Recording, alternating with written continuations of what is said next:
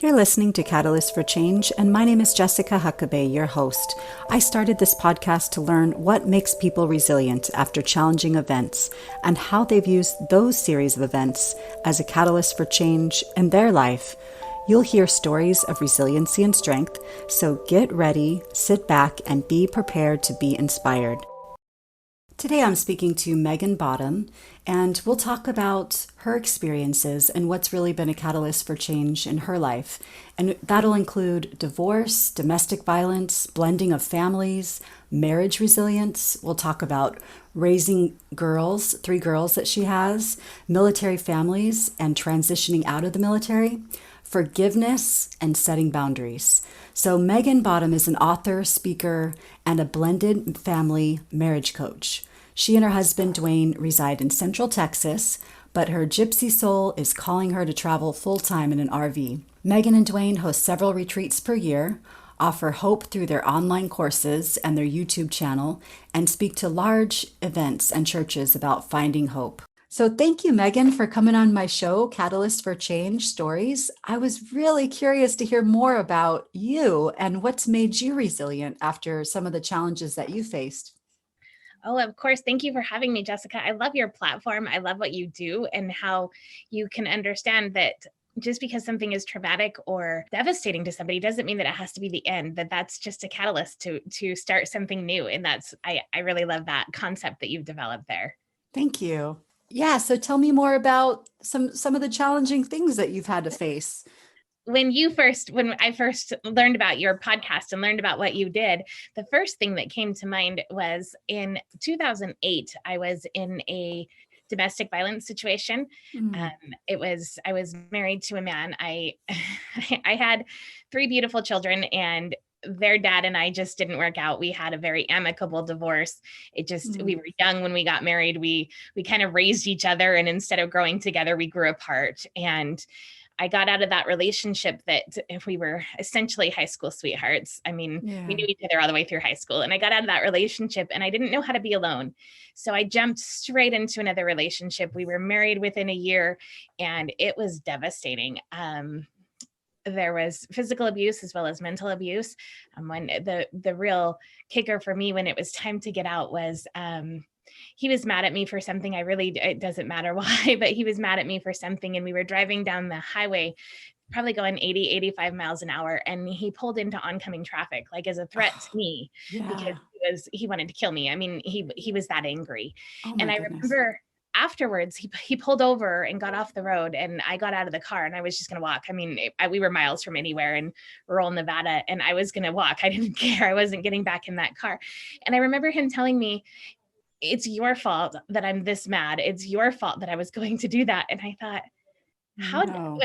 what did, how is that even a thing? Yeah. And I got back into the car as the driver. And during that trip, he still again tried to grab the steering wheel and steer us into oncoming traffic. Oh my goodness. And at that time, I just knew that I had to get out. I didn't know how. It's a very humbling experience to have to move back home with mom and dad. Yeah. And I the custody with my ex-husband over our girls, he knew a lot of the abuse that was happening, and I had to move out of the community that we lived in order to get the support from my mom and dad. So the conversations of, do I take my girls with me? Do I leave them here with their dad in the only community, the only town that they've ever known? How do Mm. I move forward from here? And that was really where I realized how important marriage is. And a healthy, strong marriage that's full of intimacy and mutual love and all of those things. And my current husband and I, between the two of us, we have 6 kids, and we started a journey of helping other people come together and blend these relationships and understand the priority of marriage and the importance of marriage and a healthy, strong marriage. And it's funny because looking back, this poor lost girl that was so codependent on her husband that leaving was like not even an option, because even though he was willing to do these things to hurt her, she didn't have a way out. She didn't have her own voice, has now turned into this woman that encourages people to work on their marriage and get help and do all the right things. So that way the marriage is healthy and strong. Yeah. Oh my goodness. So you've been through quite a bit. So that marriage you had, you got married young, it sounds like, to your high school sweetheart, had three wonderful kids. I'm sure they're just wonderful. Kids are such a Yes. blessing. And, just growing apart. So you divorced, didn't know how to be alone. So you married pretty quickly again with somebody who was an abuser. It sounds horrible what you had to go through. And I'm so sorry that you had to go through that. But it sounds like, it built a lot of strength in you having to go through something so scary, so challenging. Yeah, Yeah, so you were able to get out of that situation, know that you needed to get out, know that you needed to get help. So that takes a lot of strength inside you. So I mean, kudos to you that well, you were able to do that, because not everybody is able to get out of that type of situation, and you did. So, and you were able to, do what you had to do, get that support from family. Um, Now, how was that with your girls? So what happened, or not girls, I'm sorry. How was it with your three kids that you had? they are all three girls. I Okay, okay, I was right. think you're probably echoing me. It was interesting. The custody with them was interesting for a while. The baby was only 2, maybe 3 when I moved back with Mm, my parents, and so we were able to split custody of her every 3 weeks. It was about 300 miles between us, so we'd drive 150 miles each and split custody with her every 3 weeks.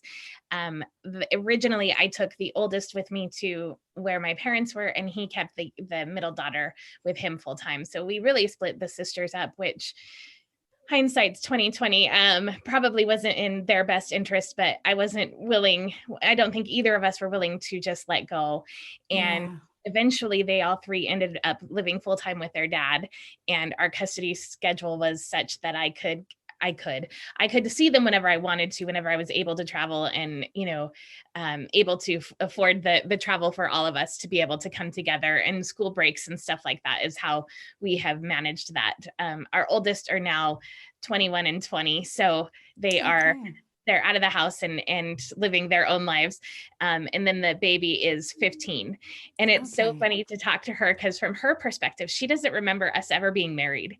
And it's so Mhm. weird that like you used to live with my dad. Like she that's such a foreign concept to her. And it's Yeah. funny to talk to her about that. Oh, interesting. So how did they do after the divorce? Um The they kids.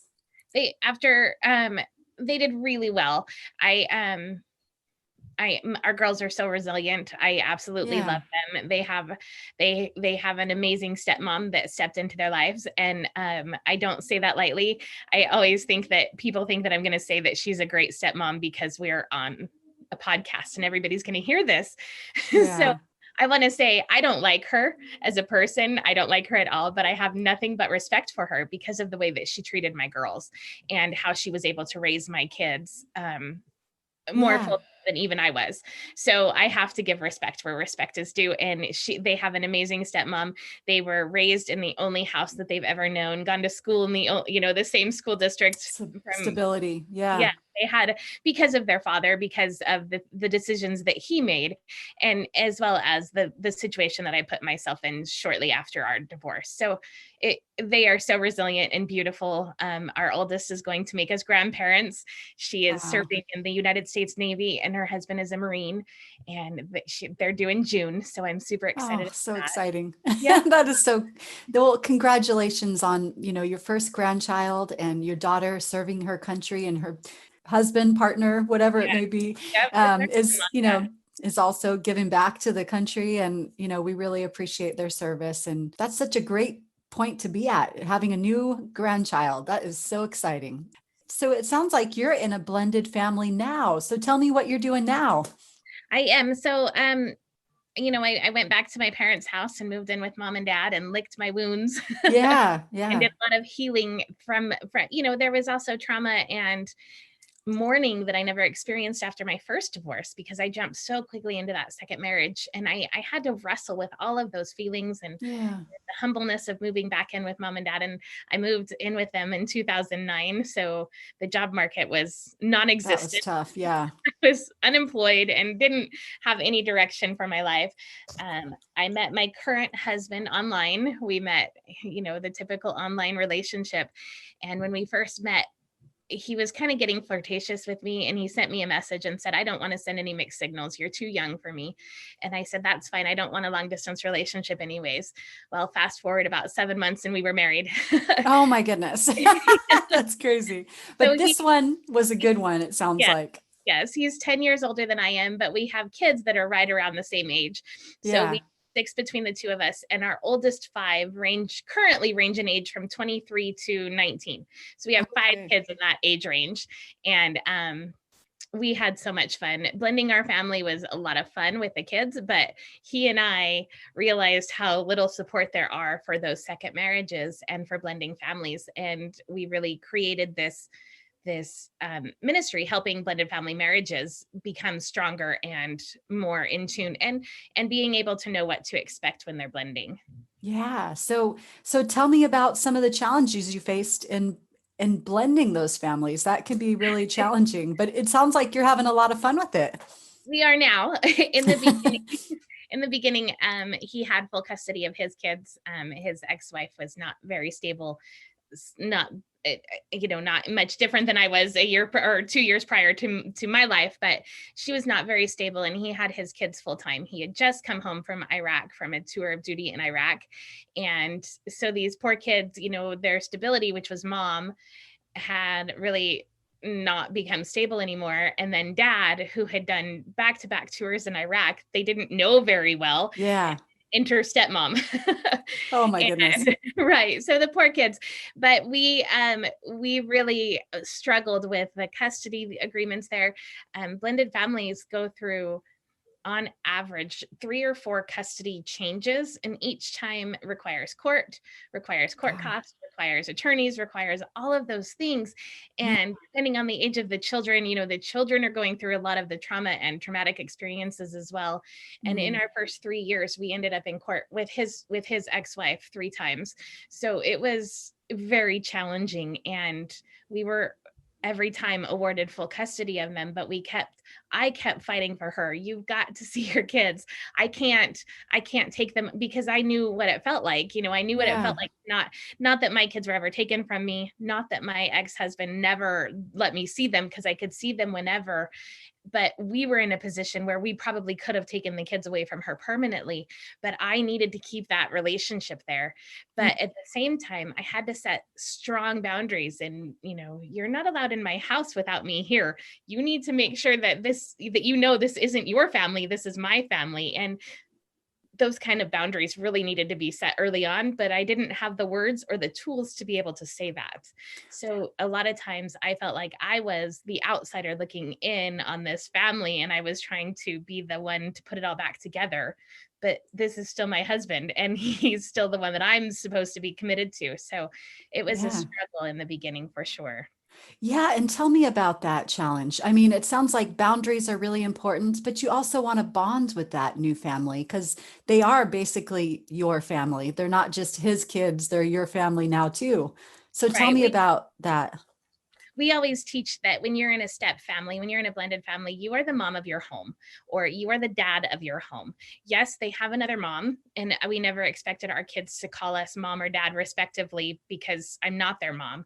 But in Yeah. the home, my rules, my home. And yes, I worked with my husband to establish those rules. The punishments, the everything like that was all established with together from us, but it had to come from a parent standpoint, and we were the parents in that home. So that created bonding issues, because it was different than it is at mom's house, just like it does in every blended family. But Yeah. we were able to really come together strong because of the missing link, which was their mom, and because their dad really needed to reacquaint himself with them as well. When he got back from Iraq, his second tour of Iraq, he knew that he was getting out. So he had 6 months left once he got home, and his parents moved in with him to help him with childcare and transportation and stuff like that. But he took the kids to Disney World. He did so much to try and just build that relationship with these kids that he thought were being raised by their mom to respect their dad and to know that he's away right now, but we love him and he's coming home. And that wasn't the message that they got from mom. Oh, that's I hard. It is hard. And I never want to publicly say anything that would hurt them or not allow them to heal, but she just did not handle that very well. He was served divorce papers while he was overseas. Another man was already moved in before he even came back from Iraq. There was a big thing there that created that lack of loyalty for the kids as well. So Yeah, they must have been really confused. yes, he had to develop that bond with his kids before I even could try. And a Yeah. lot of times I noticed, okay, this isn't happening right because he doesn't support me, but he doesn't even know how to support me because he doesn't know how to do this with his children. Yeah. And military families are designed that way, where one spouse needs to really be strong for the kids while the other is away, and then they come home and it's still supporting the whole family, which that didn't happen. So the kids definitely in the beginning were had split loyalties. My oldest stepdaughter very much was the mature woman in the home. I had to kind of take that away from her little by little, to the point where I'm like, okay, so what time do we leave for school? And the answer was, I don't know, whenever Hannah's ready. Well, that's not okay. Yeah. That's kids making adult decisions. And I really had to work towards taking that away from her and letting her trust me to be responsible enough to handle your siblings, handle all of the things that kids need to be raised with, and trust me to not hurt your dad, which was really hard for her. But we worked through it. We bonded through that, and she's now this beautiful 23-year-old woman that we just absolutely adore. And your relationship sounds strong. It sounds like you were able to form that bond as as women together now that she's older. And as she was growing up, it sounds like you were able to figure that out. We really have created a great family system. Yeah, all 6 of the kids and my husband and I, they have other family, and that's something that's weird in a blended family. They each have another set of parents, but they still, we have a group text called the Fam Bam, and we all text back and forth all the time, and we're always in connection. We live all over the place. There's family like literally scattered all over the United States right now with college and the military and all of the things. So we're everywhere, but we have a really strong bond. Oh, that's wonderful. And how did you go about establishing that bond? And I just want to hear more about that because it sounds really challenging, really complicated. It is. And I actually wrote about this in my book, Nana's Pearls. The biggest thing was forgiveness that I had to work through, and realizing the different, the different things that I still had to work forwards towards forgiving. And when you have an unforgiving spirit, it creates like a black shadow over everything that happens, and you find the negative in every situation. And I really had to wrestle with what I wasn't able to forgive and work through that process of working through the forgiveness in order to move forward. I tried to set boundaries with the co-parent. So with the kids' mom, I tried to set boundaries with her out of a heart of bitterness instead of a heart of forgiveness. And that was hard. It was harsh. I tried to enforce rules on my stepkids out of a heart of bitterness instead of a heart of forgiveness. And that they were harsh. I didn't understand, like, pick your battles. It's not a big deal if your kids have a million stuffed animals, but no, that wasn't something that I was willing to compromise on because I was so bitter and I wanted the perfect home. And I hadn't really truly forgiven my second husband for all of the abuse that he took from me. I mean, that he gave me, and everything that he took from me in developing this perfect home. And I realized that. So I wrote in my book that you really need to work through that hard work of forgiveness in order to move forward and set boundaries, and then pick your battles, and then put your marriage as the top priority. And all of these other things fall in line after you work through that hard work of forgiveness. So forgiveness is the first step, Absolutely. it sounds like. And then you can establish healthy boundaries that look at them as a person and not just somebody that betrayed you or somebody that's hurt you in the past or that that you have some kind of bitterness towards. Right. And it's amazing how, we hear traumatic stories from people that we work with. There's, one of the things that come to mind is a mom left narcotics unattended and their son overdosed on these narcotics. Oh, geez, And how hard. now Yeah. this child is disabled and special needs and all of these things because of the decisions that his mom made. Yeah. And I know my heart just breaks for this poor guy because he still needs to work through that forgiveness. Yeah. And forgiveness doesn't equal forgetting. Forgiveness doesn't take away the natural consequences that mom has to face now. Forgiveness doesn't do any of that, but it allows you to heal enough to move forward from this like your whole thing says, to be able to springboard out of this and make it a catalyst for change in your life. And that's something that we teach about. And he kept telling me, I just feel like I keep having the same things over and over again, the same fights, the same battles, the same. And that was really, we had to get to that core of unforgiveness in his heart towards his ex-wife that allowed this to happen to their son. Yeah. And that was so hard for him to be able to break down those walls. And it's a daily moment by moment decision at times. Nope, I've already forgiven that. Nope, I've already forgiven that, so that he can Yeah. be healthy in his parenting of their child now. Yeah. And how do you help people and how have you helped yourself and your family establish those healthy boundaries? Boundaries are so important in this type of family, blended families, any relationship really. They so are. And I like to describe not having boundaries is like, and I don't know if you're a sports person, but I am. And it's like handing somebody a football and putting them on a tennis court and telling them to win the game. Yeah. So they And don't know what to do. right. They don't have the rules. They don't have there's no out of bounds. There's no anything. There's nothing there. And that's what you're doing when you allow somebody into your life without boundaries. You're handing them a football, you're putting them in a tennis court, and you're telling them, okay, succeed at this friendship, win this game, succeed at this co-parenting relationship. Let's win this game.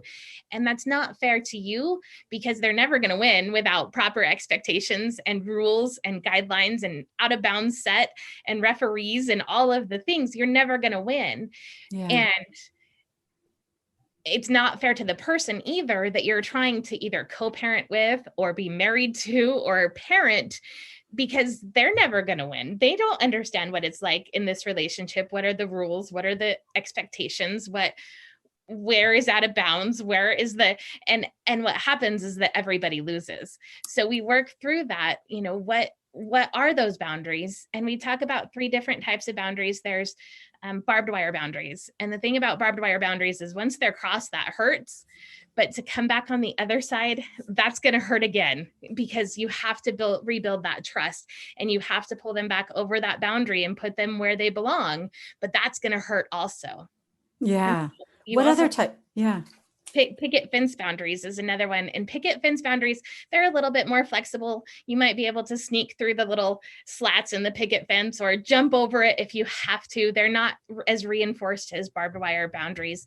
And then we have caution tape boundaries. You can move that caution tape from one post to another, or you might have to break through it occasionally in order to whatever. But there's 3 different types of boundaries. And that's part of picking your battles. You have to know, okay, right now, with the way that our co-parenting relationship is pick up and drop off at the same location every time, no questions asked. Is that a picket fence boundary where, yeah, there are some exceptions, but for the most part, it happens right there? Or is this a Yeah. barbed wire boundary where that boundary's been crossed so many times, inappropriate conversations have happened, inappropriate interactions have happened. We need to have this every time at this location, so that way it eliminates any of that confusion or eliminates the chance for things to get out of control. So that's just an example that we teach people on how to establish those boundaries. Yeah, so barbed wire, picket fence, and caution tape boundaries. I like that. Yeah. That's such a good way to look at it because barbed wire, like, those are some minefields there. Those are things that have really hurt, when you've broken through those boundaries and then having to hurt on the way back. Yes. as trying to establish like the grueling work of trying to reestablish those connections and that trust. Oh, that is such a good way to look at it. That is so cool. What other tools have you got in your toolbox that you're able to share with me? It's funny that you say that because we call them tools also. We can give you all of the tools, but it's up to you to implement them. So Yeah, I love that's that you true. call them tools. Another tool that we talk about is putting your marriage at the top of the priority. We believe that the marriage relationship is the most important relationship in the home. We are Christian, we're a Christian couple, and we believe that that's the only other relationship that you're covenanted to. There's no other relationship that as much as you love your children, and that love will not compare to anything else. There's no other relationship that you swore before God and family that you will love this person till death do you part. And when you break that covenant, it hurts. There's strong repercussions. And our goal in life is not to raise good kids, but to raise good adults. And how you do that is by modeling what a healthy marriage, what a healthy relationship, healthy conflict management, healthy intimacy, modeling what that looks like for them. So that way their relationships can model that when they're adults and contributing to society as well. Yeah, that's so important. They have to see what it looks like to get it right. They need to know what it looks like to have things, to make mistakes within your marriage, but also be able to compromise, to forgive, to have intimacy. And they need to see what's going on because they're watching every little thing that we do as a couple, right? Yes. Yeah, Yes. that's so important. And to model that behavior, it could be challenging when you're not feeling like your best self sometimes. Just being able to ask for forgiveness and to move past some of the things that done to ourselves, to in our marriage or to other people. No, that's really important. That modeling approach. I do agree that you're raising healthy adults. Someday they're not going to be in the home. They're going to be out in the world establishing their own healthy marriages, hopefully, or relationships or partnerships. And knowing that you've shown them what they should be doing or what it can look like when it goes right. That's really important. Now, tell me, how are things with his ex-wife and your ex-husband, and are things still going well? How does that relationship look like now with the kids, how things were with her at one point? Right. So often we hear people, oh, I can't wait until the kids turn 18, then I won't have to deal with them anymore. Yeah. That's not true. Nope. You still have graduations and marriages and grandbabies and all of the events that you're going to share with this person for the rest of your kids' lives or your life. Yeah. And they think that yeah, okay, so the child support stops and you don't need to worry so much about custody agreements, and they're not a day-to-day thing, but they're still a very big part of your kids' life. Therefore, if you're going to be a part of your kids' life, they're also going to be a part of your life. Yeah. And Dwayne's kids, my husband's kids are, the youngest is now 19 and he's going to college and living his best life out of the house. So we don't have the day-to-day interactions with her. We don't do custody exchanges. We don't stress about child support. That's all over and behind us. But he just graduated high school in 2020, so we had to have a graduation party, and all of her family was there, and she was there, and we had to have those cordial interactions because the kids pay attention to that also. And if it was uncomfortable every time we were in the same room together, they would be, okay, so now we have to do 2 graduation parties and 2 weddings and 2 this and 2 that. Yeah. It isn't fair to them. So, wouldn't say that we have a relationship. We don't talk to her. We don't have any reason really to talk to her anymore, but we absolutely are very cordial when it comes to things with the kids. And my ex-husband, we're having a grandbaby. Yeah. And my middle daughter is actually planning a virtual baby shower for her. So she's arranging it that, we're all going to be on Zoom and everybody's going to be there. His whole family is going to be there. Their stepmom's whole family is going to be there. My whole family is going to be there. And it just is, it's like the uncomfortable uncle that nobody really likes, but he shows up to every event. That's kind of like what it's like for us. Like, we know you're going to be there and we need to make it work for the kids is what it boils down to. Yeah. So, and they still seem to have a good relationship with their mom, your stepkids. Is that correct? Absolutely. Both sets of kids have been so blessed with both sets of parents that just care and try. And, we fail every day because we're human, but we try and we love them. And both sets of kids have really been blessed with that they have strong relationships with both sets of parents. Yeah, no, that's really neat. So it sounds like you're doing a lot of great work in the world and helping blended families get through some of these challenges and giving them the tools that they need to, make it through into having a really nice, happy life, it sounds like. But we tried to. Yeah, yeah. And I'm going to have all of your information where people can get a hold of you and learn more about your book, Nana's Pearls.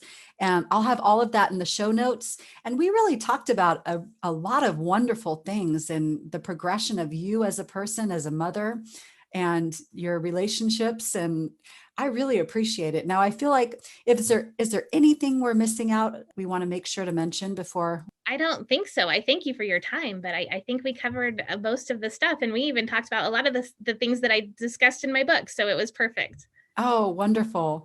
Well, thank you so much for your time, and it's just been a real pleasure. You've been listening to Catalyst for Change Stories. Tune in next week for another story of resiliency. Also, feel free to like us wherever you get your podcast and leave a rating. We can also be found on YouTube and Facebook.